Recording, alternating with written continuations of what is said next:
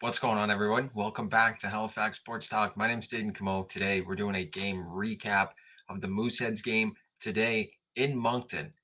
They took down the Wildcats 2-1 in overtime. It was a close game back and forth. Not a whole lot of offense in this one, but some close saves, some close calls from either goaltender on either end. We'll get into things here in a little second. But first, just want to say I attended this one in person. That's why this game recap is a couple hours behind, but it was all worth it. We'll say first time attending the Avenir Center, the arena kind of let me down a little bit.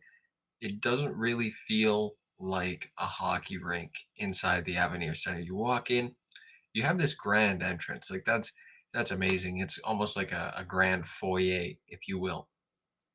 But then either side, the concourse very bland. Washrooms were scattered. Actually, let me read you the text that I sent my buddy about the Avenir Center. I said, high ceilings. It's one bowl with seating up to the ceiling on bench side. Seating halfway up on the other side with press boxes above. Press boxes stick out on the end to block view a little bit in the corner if you're high on the end corner. Sight lines aren't the best down low for other end. Concourse looks bland. Washrooms are scattered. Limited concessions, but they do have a Tim's, a Goji's, and a Mexi's booth. I was very, very tempted to get myself some churros from Mexi's, but I'll have to save that for next time.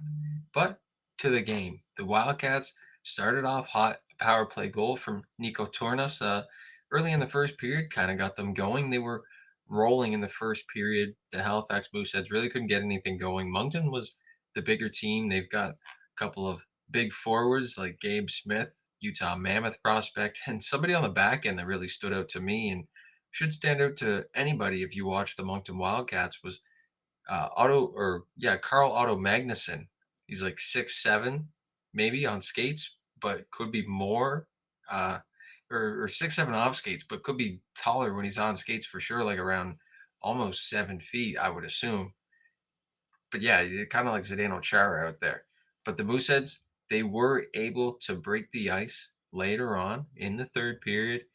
Who else but Oleg Kulibiakin scoring the first goal for the Mooseheads in this one? Kulibiakin's had a heck of a season since joining the Mooseheads from the USHL last year. He was a great pickup in the import draft, and these three import spots are really serving the Mooseheads well because Mensonen, he's also been playing well. He's usually stuck on a line with Kulibiakin. Kulibiakin and Mensonen actually teamed up. They both got a point on that first goal. Mensonen with the assist there. They were flanked, or they were centered by Emilio Santini to start the game, and then they were moved around. Lines were shuffled.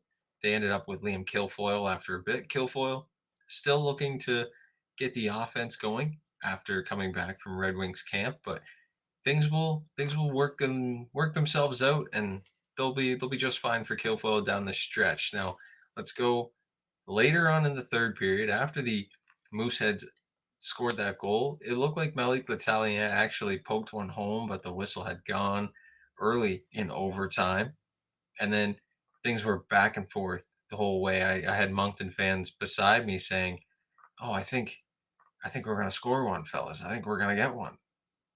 And of course, Quinn Kennedy comes down the ice the other way, works his way into the middle, lets one go from the slot. It was an absolute bullet. If you want to see the highlights, go check out my Twitter at Commode Dayton. I had them posted there.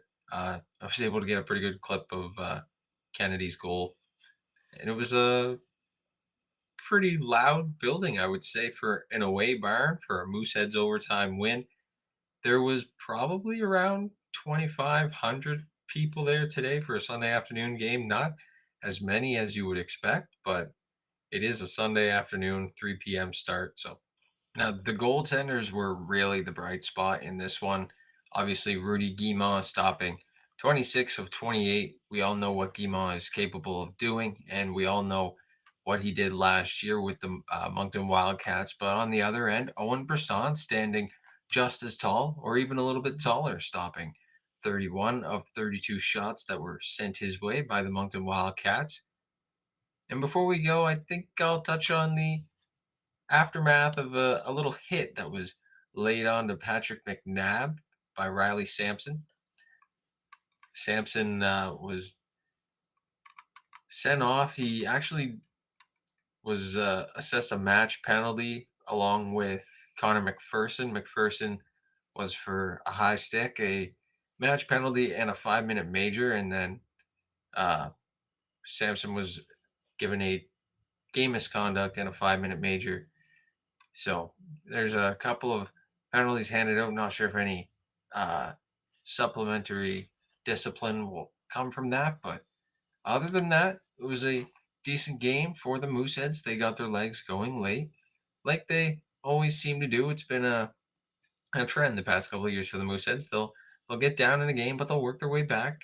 I'm sure Brad McKenzie would like to be on the other side of that for a whole 60 minutes, but that's something the Mooseheads will look to do and look to strive for this season. They've got a couple of games coming up this week. We'll be back on Monday, tomorrow, with a weekend recap with everything else that went on in Halifax this weekend, the Wanderers as well. Give a recap of Thursday's game if you did miss that. So catch us tomorrow on Halifax Sports Talk. Dayton Camo, signing out.